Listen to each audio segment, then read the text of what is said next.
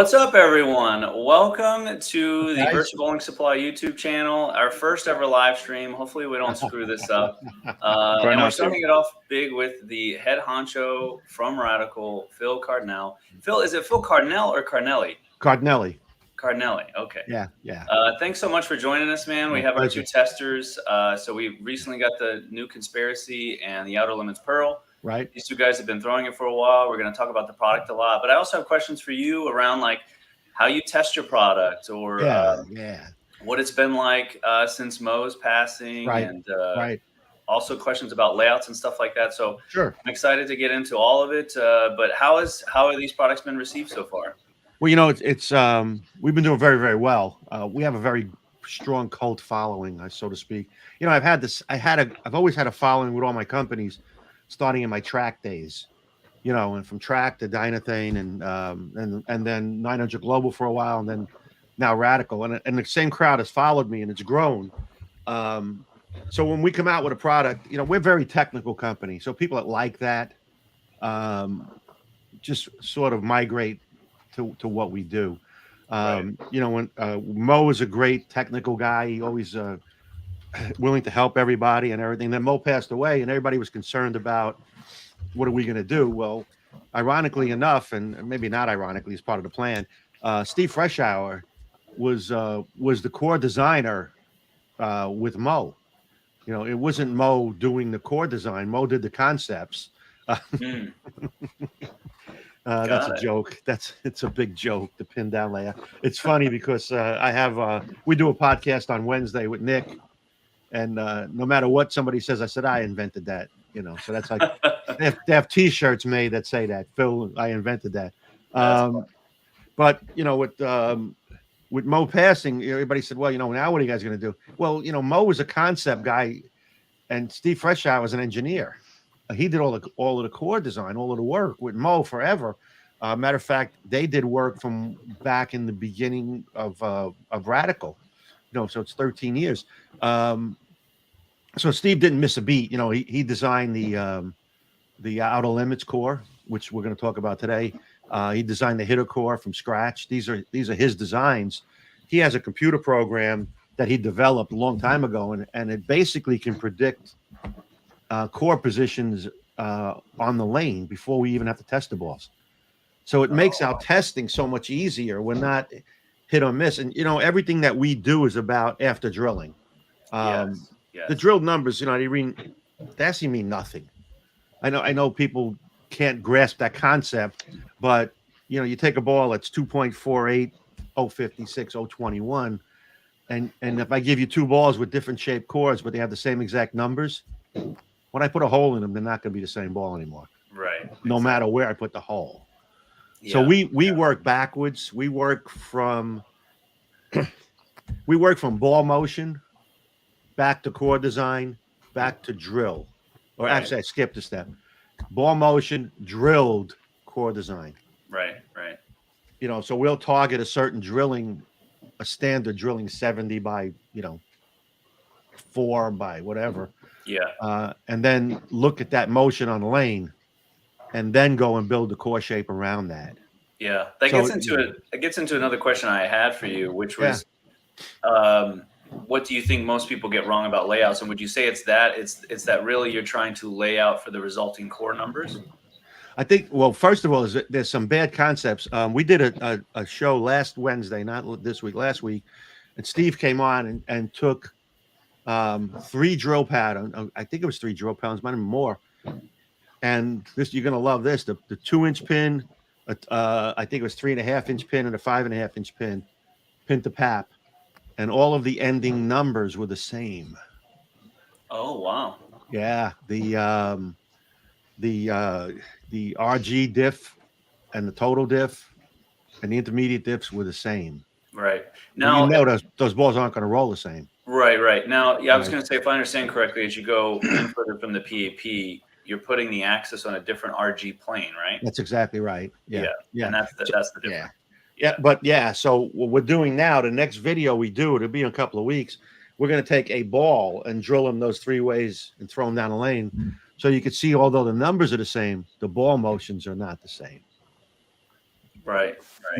So I mean, that's the concept. So, some of the misconceptions people have is they want a pin-up ball or a longer pin, and it goes longer. It does not. There's more. Right. What we end up with is a ball that reads twice sooner. Right. It flares harder in the dry. So Right. a lot of little misconceptions, and then people get sucked into drinking the Kool-Aid of brands, which I call it, because that ball's being great on TV, or that ball is this. When was the last time you had 550 revs? Yeah, exactly. Yeah. Exactly. And if you start watching since the change with the PBA on balls not being able to be used, and so on, certain company balls that they were throwing years ago can't throw anymore, and suddenly people aren't on shows anymore, so people are disappearing. Yeah. It just has a lot to do with it, right? Yeah, the conditions dictate a lot. I joked in our area, we've been seeing an increase in action matches. Yeah. And there's a team that was recently proposed of 4 really good players, Fitz being one of them. Yeah. And there was a lot of chat about, nobody's going to want to bowl these guys. And I was like, if I can pick the pattern and make them cliffed, I'll take any 4 200 average bowlers against these guys. Absolutely right. Yeah. I'm out. Yeah, you really are only as good as the conditions let you be. So thanks everyone for tuning in. We got 27 viewers so far. Those of you looking to collect on the free prizes that we're giving away.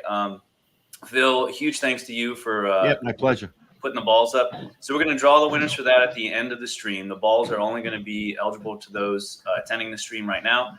We're going to also have some virtue accessories we're going to be giving away 7 days after the live stream. So that way, any of you that can't attend, you still have a chance to win some prizes as well. But as always, if you guys have any questions, let us know, and we'll try to answer them, whether it's for Phil or the testers. But I want to get some input. Obviously, Phil's selling the balls. So they do tend to be pretty good bowling balls. But I want to hear from Rich and Fitz, and let you guys hear from those two. And just to clarify, these two really are not on any staff. Rich works in a pro shop. Fitz is on the competitive side. He bowls a lot of PBA events. So Fitz, I'm going to work on getting some video up here of you bowling, but you want to start talking about the conspiracy and tell us what your initial thoughts are relative to some of your other balls that you've thrown? Yeah. So the video here, when we shot it, this was actually some of the very first shots I ever threw with the ball. And I had thrown, the only conspiracy ones I had thrown in the past was actually the Pearl and the Theory. So I knew what the core kind of did, and I expected things, but I had no idea how strong this cover was going to be.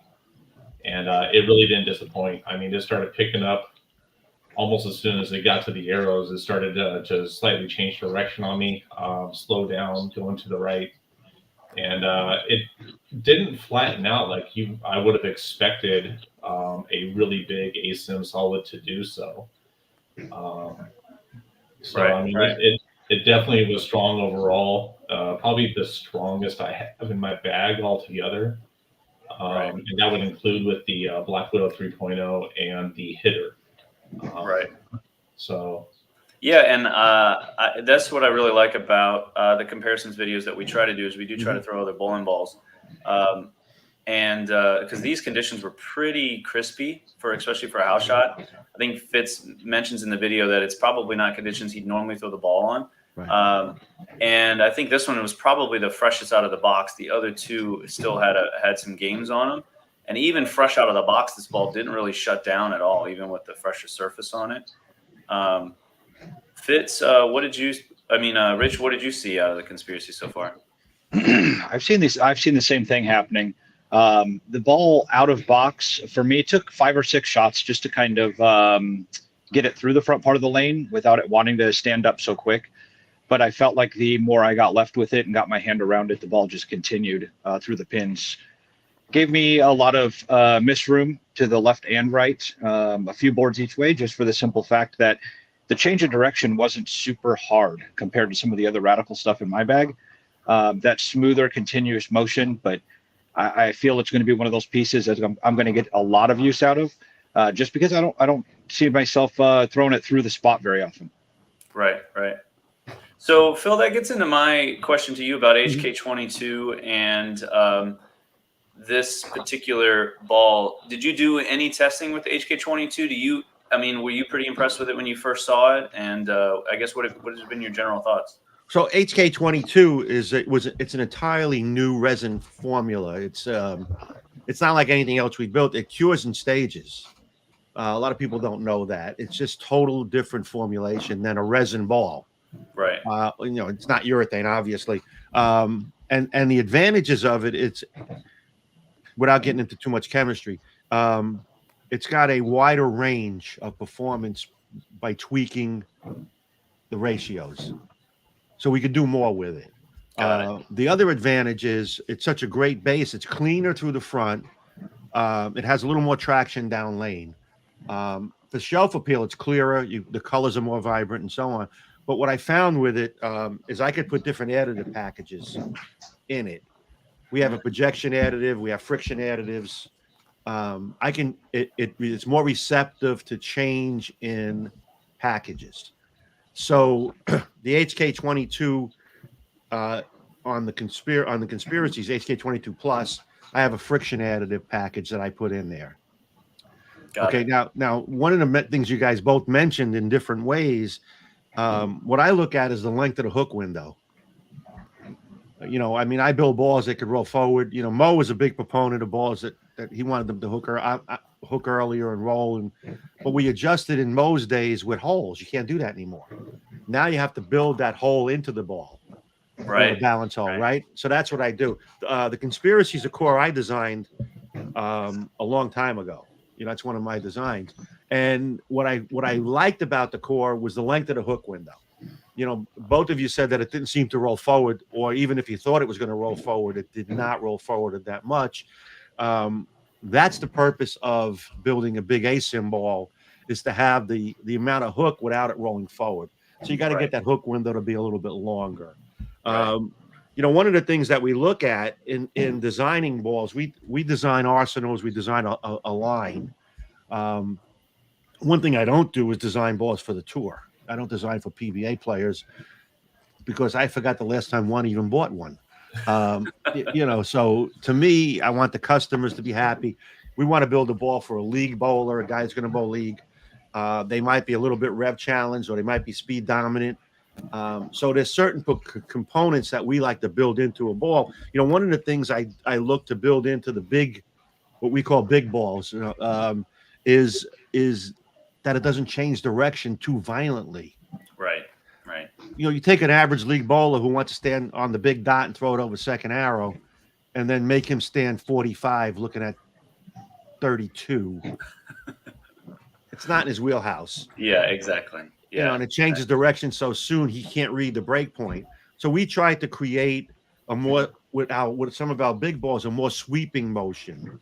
Right. And I don't know if Rich and Fitz saw that it was more of a sweeping motion, not a change of direction. I know when you threw it against the Black Widow changed direction quicker. Yeah. That's a different type of motion. We built this ball for a bowler that wants to be able to stay in the ball, and he's not really perfect at reading down lane motion. Mid lane is sometimes the best thing for the average bowler, even the better league bowler, even tournament players. If you're not bowling on sports shots, you're bowling on house shots or modified house shots. You don't want to. The violent change of direction is going to get you in trouble. Yep. I'm around long enough, and maybe some of you guys remember them when New Line came out with the Excalibur. The ball violently changed direction, and your scores violently changed direction too. You went from 250 to 150 to 250. You shoot 650 for the night, and you look how great I bowled. Well, that's created because the cause of the change in direction. You can't control it. Yeah. So it's hard. Yeah, Phil, and obviously your technical background's far superior to ours. And when we do these videos, we try to talk about speed loss and change of direction. Yeah. Is that kind of the right way to think about it? Is if you see a lot of change of direction without much speed loss, is that the common sign that you start to get that over under? Absolutely. That's exactly what it is. It's an over and under reaction. And here's the thing. Every phone call I get, not everyone, but most of them, is I bowl in this house condition, and when I get it right, it hooks to the face, and when I get it in, I leave a 2-4-8-10. It pinches. you have to realize that the guy that bows league, he's a product of his environment. Yes. He bows on a house shot. There's dry boards to the right and there's wet boards to the left. And you have to get a ball that smooths that out. Right, right. You know, and that's what we try to do when we build it. You know, it's you know, you may see a conspiracy. You've seen Out of Limits occasionally on tour.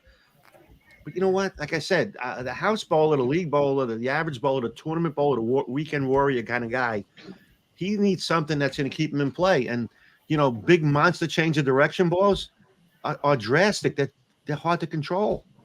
You know, I mean, what's your next move? 5-2 or 7-1? Or, you know, I want a guy to make a small move, 2-1, 3-2. Yep. You know, so we build sweeping motion balls on the big balls. I mean, the katana line flipped. Yeah. You know, the hitter's a great ball. You know, that changes direction a little more. But this has been our wheelhouse ball forever. It was the number one selling ball for Radical, the conspiracy line. Mm-hmm. The conspiracy scheme came out, and it didn't do as well as we expect. We were ahead of our time. And this is an interesting side note. The conspiracy scheme cover stock was an earlier generation of the not urethane cover stock. So I was a little bit ahead of my time with that one. I was trying to create a stronger ball that you can use on a house shot and stand closer to let's talk about what urethane is. I want to stand closer to the dry. I want to control the fronts. That's what I was trying to do with the big ball. And I was a little too early with it. You know, I mean, now it's accepted. But that was an early generation of that cover stock that I played with. Yeah. So speaking of urethane, it's such a hot topic right now. Yeah. You got the Black Hammer. You got the IQ78.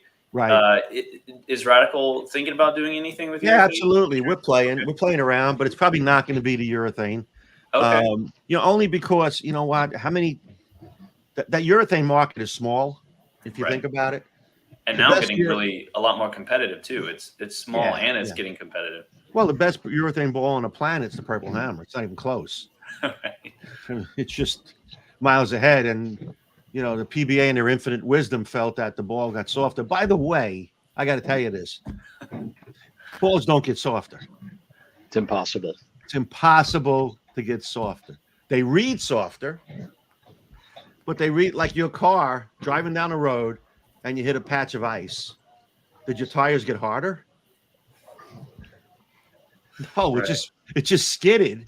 You know, and the ground didn't get softer. The ground didn't get harder either. It was on the ice. Well, you put oil on a bowling ball and then stick a durometer in it. The oil is going to be lubricating the needle. The needle is going to read softer. If the ball didn't get softer, the dirt in the pores of the balls got softer. Right. Yeah, I have a tour talk with Hank that's airing tomorrow, and we talked a bit about the fact that it seems like we need better tools to really measure that. Do you have any thoughts on, you know, is that something you think USBC should be investing in is better tools? You know, they did a study on footprint, you know, because the PBA put in one of their writings that the footprint got bigger. You know, I mean, how do you say that the footprint got bigger without ever measuring it? You can't measure it, but it didn't get bigger. Right. You know, I mean, you know, the internet is a fantastic thing. We're on it. We're having fun. We're on the internet.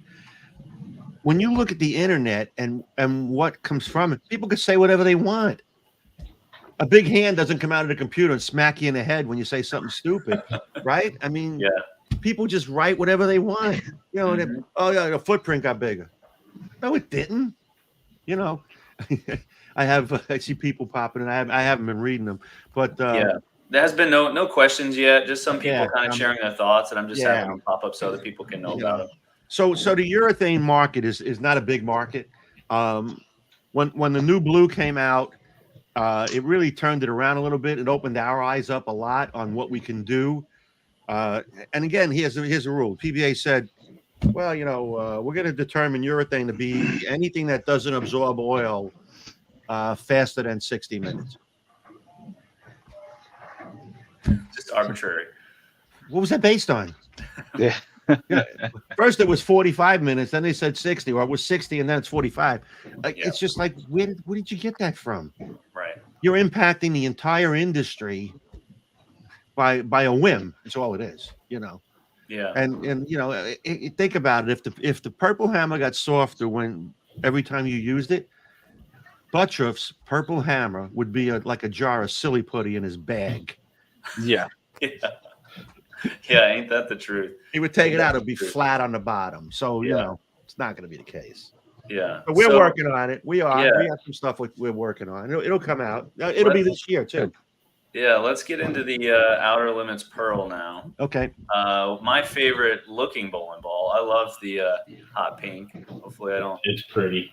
Hopefully I don't lose my man card for that. Well, I had the pretty. black. We had the It's a good-looking ridiculous ball. with the pink logo. The black ridiculous had a pink logo, so Yeah. I love it.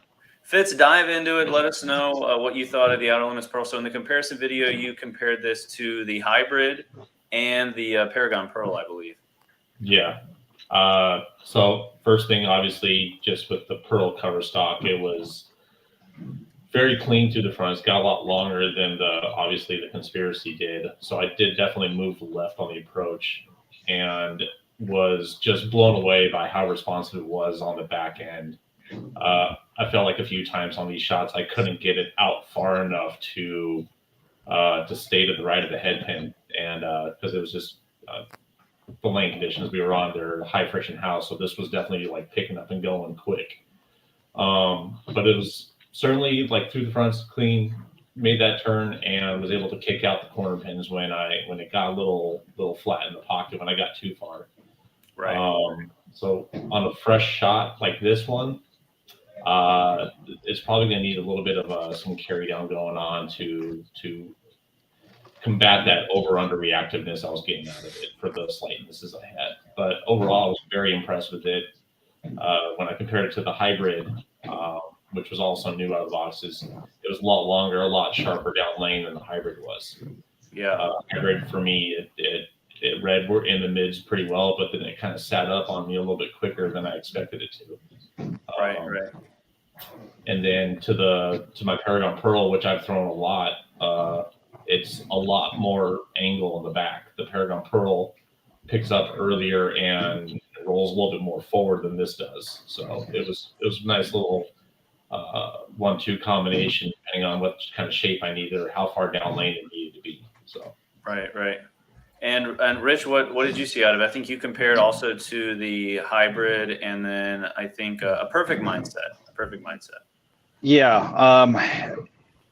This ball is definitely, it's in my bag. It took a few games for me to kind of figure out that the softer I could get with it, the better the shape I could create with it. And being a high friction shot that we were throwing it on was just a little bit early and I couldn't see it. And I was trying to force the ball to hook. So after throwing it a little bit more in league over the next 2 weeks, it's just been fantastic. Really opens up the lane. It allows me to get a little bit further left. The ball is super clean through the front. And there's only one ball that I could create that much angle with and still, get it through the pins. And that was the OG Katana. I think we're losing Rich a little bit. This is the Conspiracy video. Sorry. So there's a couple more shots from Rich. I think what's really great about this particular release sometimes is that sometimes you have companies release two balls and they're kind of similar. Right. And these really two are quite complementary, Phil, would you say? Yeah. And we try to do that. I mean, you got to pay attention, right? The beauty is in all. Phil, did you lose me? We hear you fine, Phil. Hold on. Maybe I can. Let me get on a different. Let me just do something real quick. Make sure I'm on. I'm not sure. There we go. We got a little bit of. Yeah, I switched over to the Wi-Fi as well. This way, I have both working. We got a little bit of a technical issue. I'm not sure if you guys can hear me. Okay. I can. Yep. Oh, he's gone. Well, now he went away. No, he went away. But let me just answer that question he was asking. We have an advantage not being a large company, so we're able to put together an arsenal and do it without having to worry about too many SKUs and too many price points. So one of the advantages we have is I can do exactly what Craig said. We can take a ball that is a big ball like the Radical Conspiracy, and match it with a second ball that would complement each other. So for guys looking to build an arsenal, especially around this time of the year where it's tournament time, state tournament, national tournament, and so on, the beauty of the Outer Limits Pearl is angular. And let's talk about what you guys saw in your testing. It's got a shorter hook window. When it comes off the spot, it's got a shorter hook window before it either starts to roll forward, although we try not to, but it may. And we have a ball with a longer hook window being the stronger ball. So again, let's talk about the average bowler, the guy that knows league. He wants to stay as close to that second arrow and feed it to the dry. If he's sort of a slower speed or less revs, he can use that ball closer to the dry, feed it to the dry, and it's going to make that one quick move, which is what a lot of people like. So we have a shorter hook window with the more angular balls, and that's what you got to be careful of. When you start moving way left with very angular short hook window balls, when you miss right, it's a flat 10. Right. Period, because the hook window's so short. But right. If you can imagine, your angle going this way from way in, but the guy that's in, the competitive bowler, the guy that bowls league, his angle's a lot more closed. So his hook window is going to be a little bit longer with that ball than the guy that has to move in and go around it. Yeah. So here's a question probably for Rich, who's the Pro Shop guy, and Phil. Joseph asked, I was considering buying the hitter, but should I wait for the conspiracy instead? It's a tough question because I don't know how much hook you need. Yeah, from my standpoint, Phil, if you don't mind. No. From my standpoint is, you stop in any virtual bowling supply. First thing I want to do is get you on the lanes, is see you throw the ball, and then see the direction we want to go. The conspiracy is going to have the larger hook window as to where the hitter is going to be a little bit quicker off the spot. So it's more of just fine tuning what you're looking for and what your eye sees. Yeah. If you guys remember, and I don't know, I'm older, so I remember a lot more. The Danger Zone was a monster selling bowling ball, the Black Danger Zone, because it had a mid lane hook and it was easy to read. Yeah. And people gotten away from that. I couldn't agree more. I mean, when I talk to your high level players, they look to see the ball hook much sooner. I mean, even in league. Yes, exactly. You can read that. We have Blanchard and Buttriff in our area, and you see them often, especially Blanchard, further right, even though they have more rev rate. And they're getting the ball to start hooking a lot sooner, where your average league bowler is looking for it to hook a lot further down lane. That's why urethane was so prevalent with the higher rev, the better caliber player, because they keep it in front of them longer. Yep. Yeah. And then go straighter through the front. Got another question from Ben. How does Radical come up with its ball names?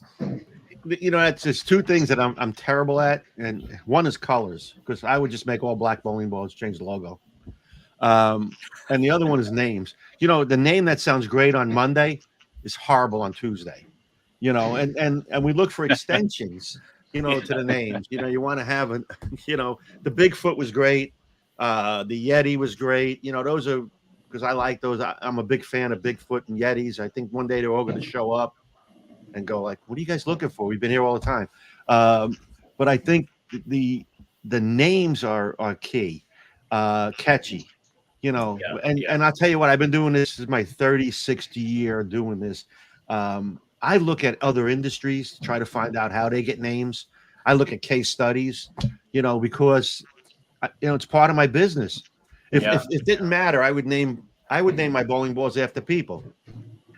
This is Rich coming out in January, and Mike coming out in February. Because to me, I only look at performance, so I have to pay attention to the names. That's I mean, for me, in terms of virtual bowling supply, that's pretty much what I do. I look at what are companies in service businesses or retail businesses doing in other industries, and that's really where all the good ideas come from. And I did it with colors years ago. I looked at what was the hot car colors coming out. Europe was notorious for having fantastic design, and whether it be clothing or whatever, you go look at those for hot colors. It's a good question about high speed, to try to ball slow down. Mostly it's friction. It's just create more friction on the ball. 500 grit if you have to, to get it to slow down. Yes. And be careful where you put the pins. You want to put the pins in fairly strong positions. Yep.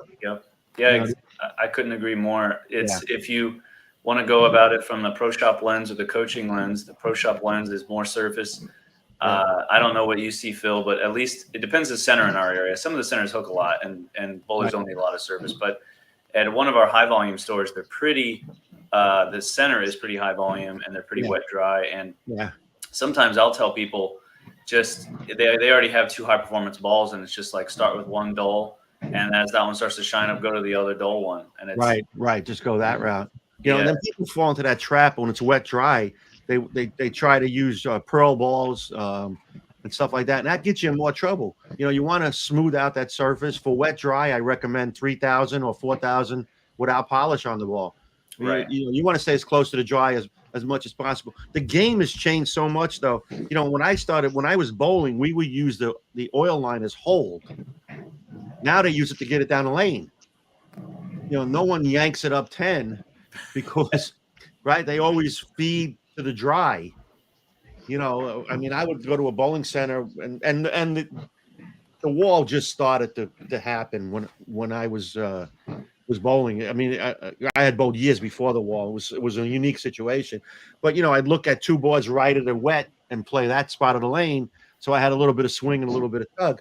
Now people stand way inside and throw it to the dry simply because they use the oil to get the ball down the lane. Right. And it's a fun ball motion to see your ball go so far to the right, and then someone kicks back to the left. Here's a question. We'll throw this one at Fitz. Fitz, this isn't too far away from you. Obviously, he doesn't have tilt rotation numbers there, but it's maybe a pinch slower ball speed than you. 325 rev rate, 60 mile an hour. Outer limits, pearl, or conspiracy for you?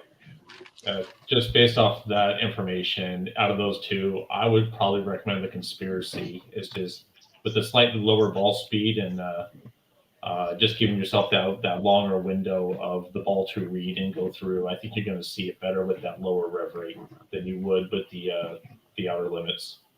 Yeah. Phil, you have any thoughts there? You know the product better than anyone. Yeah, you know what? Again, it depends on where you want to stand and how you want to play the lanes. If you're a traveling guy, you get them both. Seriously, they complement each other. But if you bowl in 1 or 2 houses and they're the same most of the time, you got to think of what kind of ball motion you want to see.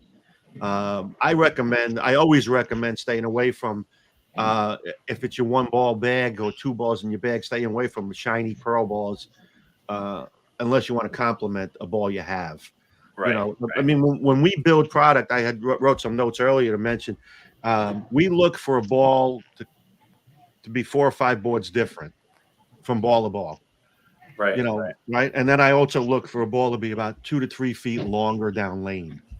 When people ask me about their arsenal, I let them line them up on the floor from least hook to most hook, and then I just kick out every other one. Right. You probably don't need those. You can move your feet, So people trying to just fit balls into a ball motion so tight, it's almost unrealistic.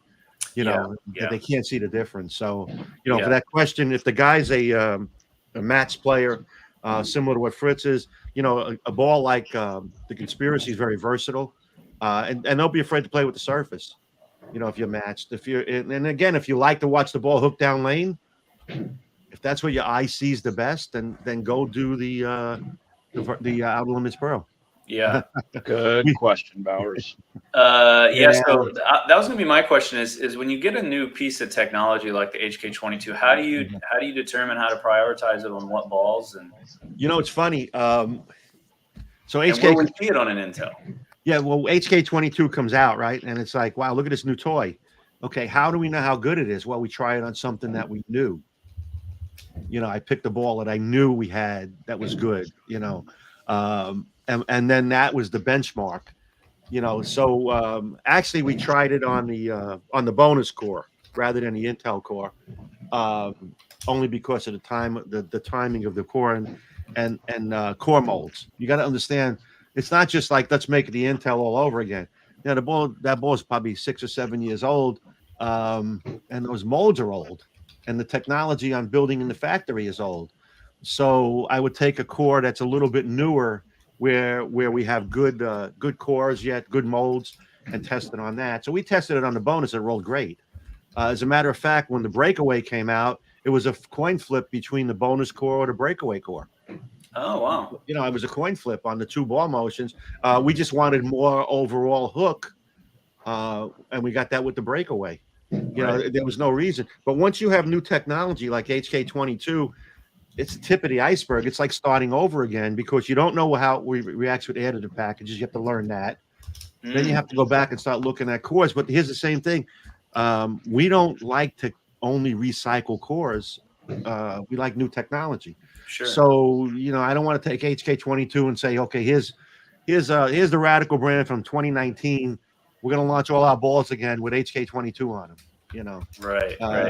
You know, you gotta give a little bit of new stuff, but also you don't want to get too far away from what rolls really good.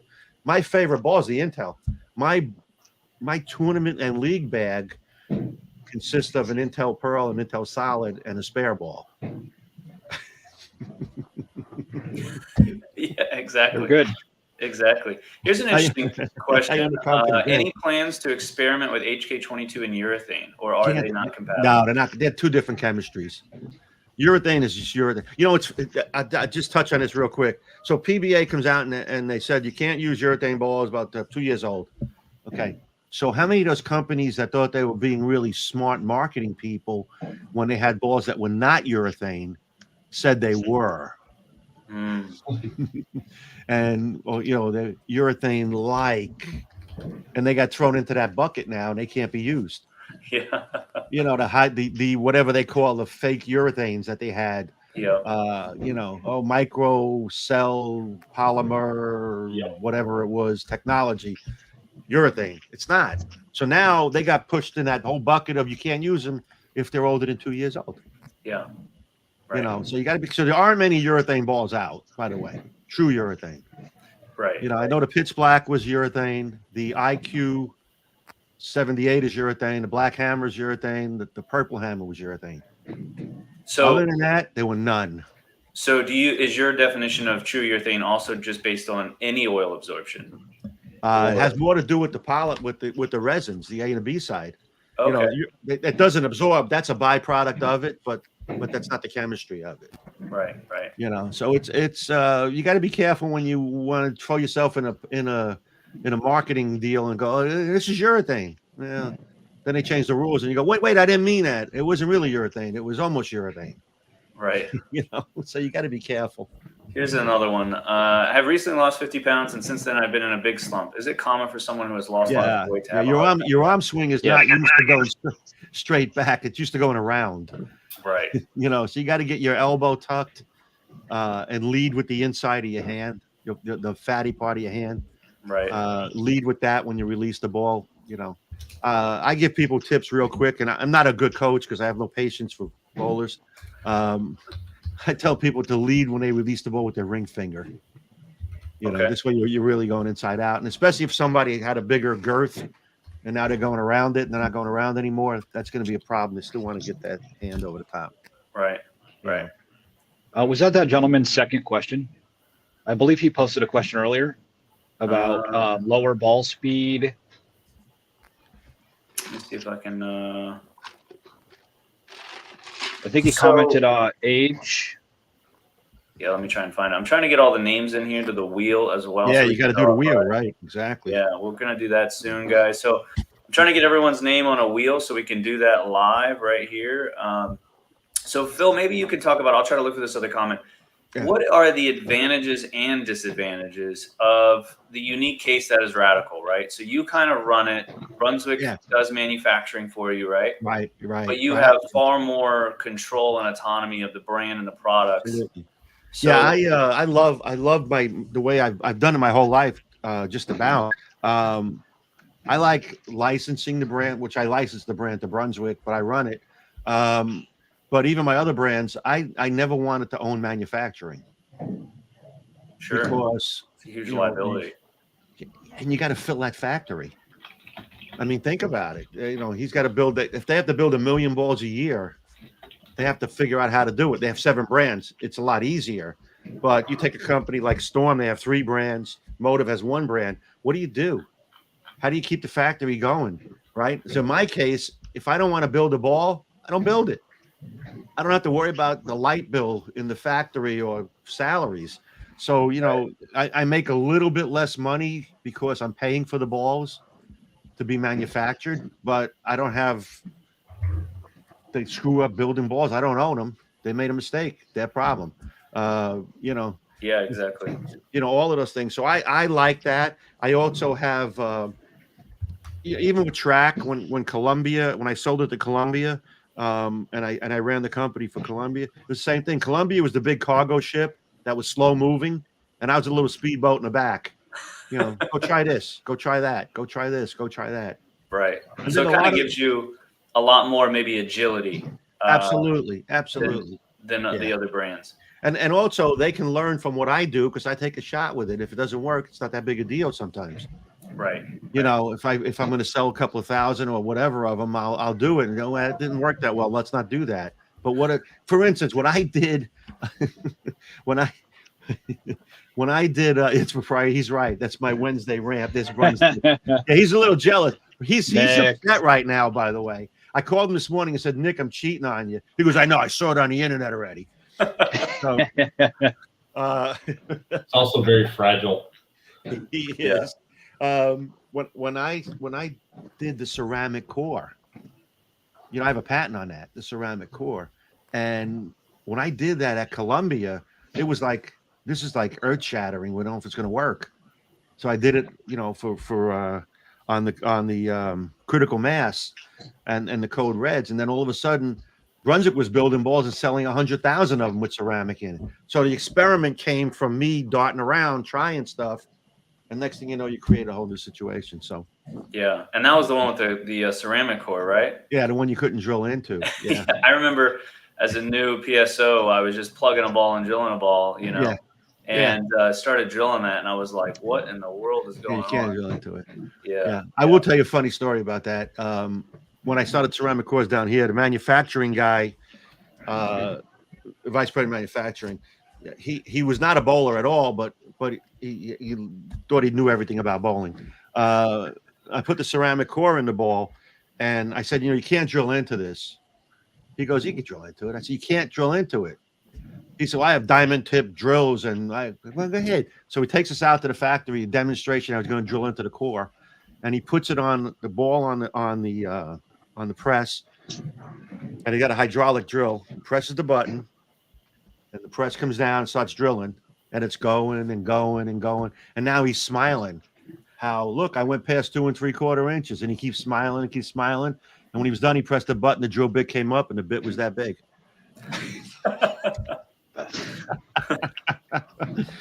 So he went from a bit that big to a bit that big. That's classic. He turned it over, and there were all the metal filings. So that's funny. Here we got another one. Definitely different style. 430 rev rate, 15 mile an hour. Yeah. Now the thing with ball speed, when I'm seeing 15 mile an hour, make sure you guys are trying to find a way to know it off your hand. If this is on the monitor, and Phil, you can always correct me if I'm wrong here. I know what you're going to say, and you're right. Go ahead. Yeah, the monitor is down lane, and the ball loses some speed. This is a pretty rev dominant set of numbers. Unless he's 18 off his hand. Right, exactly. Yeah, that's exactly. 15 at the pins. You're 18 off your hand. Then you're pretty close, right? Then he's almost matched. Exactly. So low tilt, 11 degrees. Which ball would you recommend, Phil? Yeah, I'm not really good at recommending balls to bowlers without seeing them. Yeah. I mean, if you're matched, I would stick to go to our drill sheets and pick the versatile drilling. You can use that on almost any condition. And then it's just a matter of what your arsenal looks like. If you like big, strong asymmetricals, you definitely get the conspiracy. If you only ball on house shots, get a breakaway or get a something in that, or a hitter. So exactly. But that's pretty matched. And I get that all the time. What should I throw? Well, my favorite answer is, what do I need? I say probably lessons. Yeah, Yeah. Then you'll have an idea. People don't understand that. I'm not kidding. I'm serious when I say that. If you're confused about your game and not sure what balls to get, go to your pro shop guy and go get a lesson with him and let him tell you that, I think that you need this or you need that, It really can't be understated. I mean, from my point of view, as someone who loves the ball stuff, loves the pro shop side, but also loves to coach, not only do you have the whole style aspect and what you're bowling on, like even in our area in Arizona. Yeah. I mean, across the centers, you have very different league conditions. But then you also have the physical game side where there are some players that, if you're drifting 5-10 boards into your swing, if you're walking into your swing, you may not want the latest and greatest high performance bowling ball that forces you left and you need to project it to the right because you may can't do it. Not be able to do it. Yeah, exactly right. And so there's just so many aspects to go into choosing really a bowling ball that allows you to do what you want to do confidently, comfortably for as long as possible. Yeah. So get into a pro shop, have them watch you bowl. Absolutely. I'm trying to get all the names on this wheel, guys. I think we're getting new entries too as we're going. Phil, do you think we could, once this is done, I can maybe go through the comments, get everyone in, and then maybe post a comment or like post a video of the winners, just so I can make sure Absolutely. I get whatever you want to do. Names. Yeah.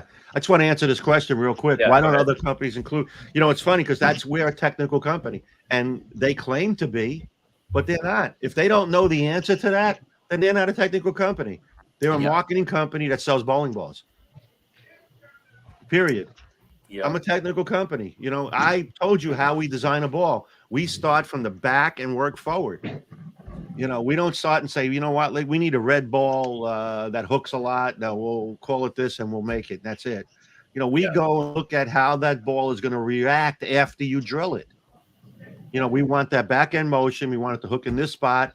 We want this drill pattern, which is a common drill pattern to start, and then we build the core. So we know all those numbers already. And companies that don't, you call them up, pick up the phone, call them up and say, hey, I'm drilling a what a ball. What am I after drilling numbers if I drill it 70 by 4 by 30? And they'll put you on hold. You'll listen to elevator music for a while. And then they'll come back and say, the guy that does that isn't here because he doesn't work there. That's the reason. Yeah. And I couldn't agree more. Besides after drilling numbers, again, something I was talking to Hank about in the tour talk that's coming out tomorrow is cover stock numbers.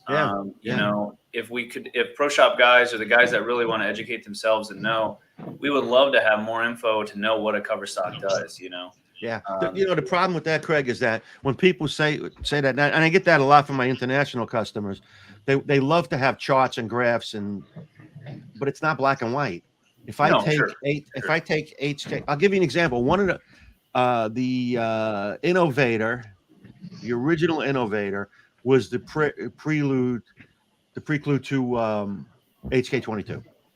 It was the last iteration before HK22, right? And that cover stock with that core was a perfect match. Yeah, it was a very good ball. So now you go to the next ball up, and you go to the next strongest cover stock. If I rated it, it would be like 10, and maybe HK22 is 12 in a rating number arbitrarily. But what core did I put in it? Right. If that core and cover don't match, that's like putting Volkswagen tires on your Vet. Sure. You can't do that. Right. You have to. So I don't number them. I up until recently, I wouldn't even name a cover stock. Then I started to use AI numbers. That was additive indexes. All that was, because it was always a misconception that people would say, well, that's a stronger cover stock. It's going to be better. Well, what if the core's not? Well, what if the core is too strong? It is definitely, it's so contextual. Sure. But I guess, if we knew like RS values and we were also educated on them, oil absorption rates, anything that's really measured, I would think that would be better than nothing. Absolutely. I agree with you on that. I agree. Yeah, I agree. So Ben asks, so ball speed off the hand, roll to the arrows, or when the ball hit the head pin? So off the hand, it is off the hand. Yeah, off the hand. It loses about 3 miles an hour. So if you look up on the screen and it says 15, you're probably 18 off your hand, which is a little bit, I guess, around average, or if not slightly above average, right? Yeah. You know, I think a lot of people are 17 to 18, and then the rev rate varies, at least at the league level. Right. What is the best way to combat all the power these balls release when you are an older, slower bowler? Don't buy them. Exactly. Yeah. Go to the mid-price line. I have more people call me throughout the month and ask about a ball recommendation. And when I'm off the phone with them and I tell them to go buy, a sneak attack, they're like, well, I was interested in buying a hitter, but a hitter's not going to work for you. And you'll be calling me in 2 weeks going, I need another ball. Right. I'd rather have you buy one ball that you're going to be happy with than 5 balls and they all do the same thing. If you play golf, look in your golf bag and how many big drivers do you have? You have one. Your bowling bag has 3. You don't need that. Go get something that works for your game and what you bowl on that you're comfortable with. Here's a good one. I'm curious with the drill sheet, why is 4.5-inch pin to PAP the longest recommended? How come there is no 5-inch recommendation? Well, actually, it's a pin. Is that pin distance or pin to pap? I don't remember. Pin to pap. Pin to pap. Okay, our drill sheet is on 5 inches. It's all recommend. It's on 5 inches, and people always say, "Well, I'm 4.5 or I'm 4 3/4," and I like them do a ratio. If we're saying it's 5 by whatever, and it's 4.5 by, you just do the ratio, 80% of the drill sheet, stuff like that. I don't know why it's not our drill sheet, because our drill sheet is 5. Yeah, I was gonna say I thought I was gonna ask about that. Because I've looked at those drill sheets when I've purchased, trying to figure out what layouts I was looking at for specific shapes I was looking for, and it said that it had a 5-inch, and to talk to change numbers right at that as needed. How much of an effect does that really have? Like if you have a 4-inch, over for your pap. Well, I just tell people to do a ratio. If it's 80%, then do 80% of the numbers. You know what I mean? In other words, not the full 100%. And they'll give you the same shapes. Yeah, the same shape. Yeah, but the core angles aren't a problem because it's still going to be the same no matter what your PAP is. Your angles stay the same. Yeah. Yeah. So, got a question here. As long as you guys have commented on the stream, you're going to be entered into the ball giveaway. The balls are going to be unique to just those of you that attended the stream. I was going to try to do that live, but it's hard to get all the names in on the fly. That's okay. So once we end the stream, I'm going to go back through all the comments so I make sure no one's left out. And I will record the drawing there and post that in the YouTube comments. And then we'll have some accessories to give away 7 days after. So for those of you that are rewatching the recording of this, you'll have a chance to win some prizes as well. Comment to be able to win again 7 days afterwards. And of course, guys, if you can subscribe to the channel, we certainly appreciate it. We're trying to do our best to grow the channel and provide some unique content. Speaking of unique content, Phil, you kind of are the originator of using Specto to really compare bowling balls. Absolutely. And in our comparisons ball review, which you said you had watched, we're trying to do something similar to that. Right. What did you think about that? Is there any technical gaps you think that I'm missing or that we're missing? Yeah, I think you need to get Throwbot to throw them because your ball testers just suck. They really do. I agree. But, we do Specto. It's funny because, and I've gotten a few comments in my office about the name of your perception versus reality. Just saying. Sure. So at least you give us credit for that. But anyway, when I first did that, I took Throwbot, and I had 2 balls. I picked another company's ball and a Radical ball, and we did a test, and we used certain parameters, total hook power, angle of entry, and so on, only because people were always in that trap, the perception of this ball must be better because I see it being used all the time. But you have guys throwing it. You have a human error, the human element. I have a robot throwing it, and I have a recording device, Specto or and whatever it was, Cats in the other old days. And the reason we did that was to take all of the guesswork out. And then we dial in different players. Now we have a lot of fun with that. Brittany Spears and Mark Wahlberg and Tiger Deadwoods and whatever. But those are different specs for a bowler. So you could go on there and look at it if you knew what you were. So you could go on there and look at it and say, I'm a cross between Britney Spears and Mark Wahlberg, and you'll get an idea what the ball is going to do for you. From those videos, we've been preaching a lot to low speed, low rev players. Draw your ace balls pinned down. They are so much stronger down lane for those people, and they hold their rotation longer. Exactly. And we learned that from the videos. We didn't know that going in.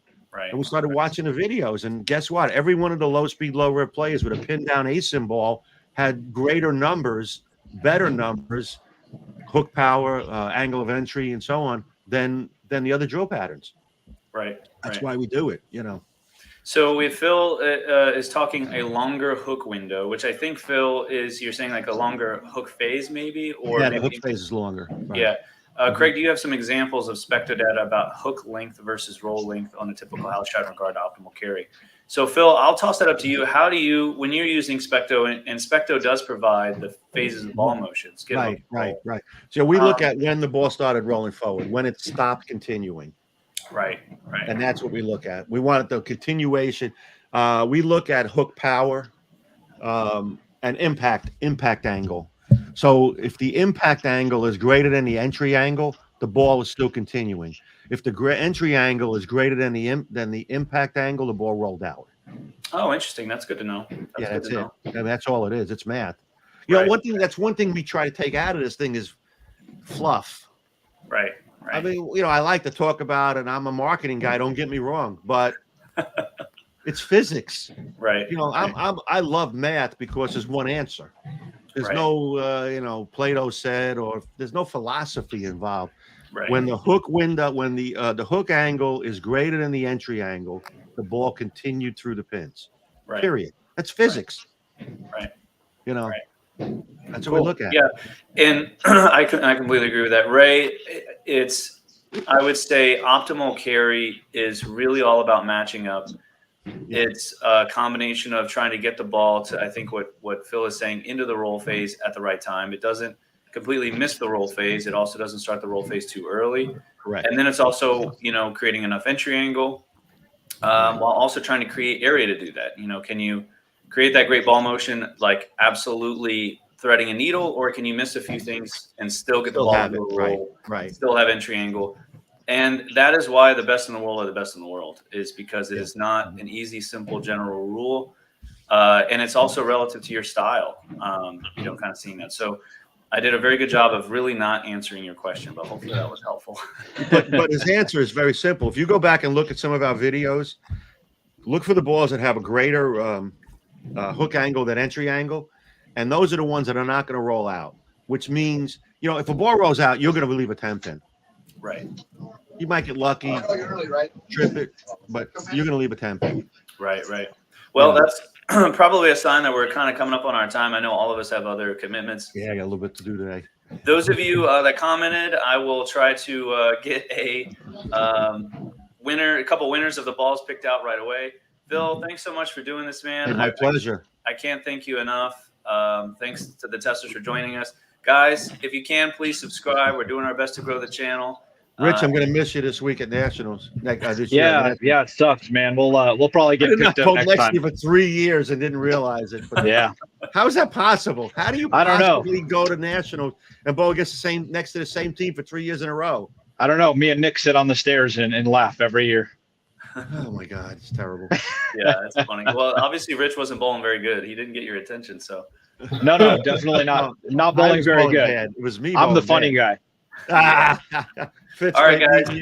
We'll see you guys. Thank you again for having me. See you guys. I enjoyed it. We'll see you again. Thanks, absolutely. Bye-bye. Take care. Bye now.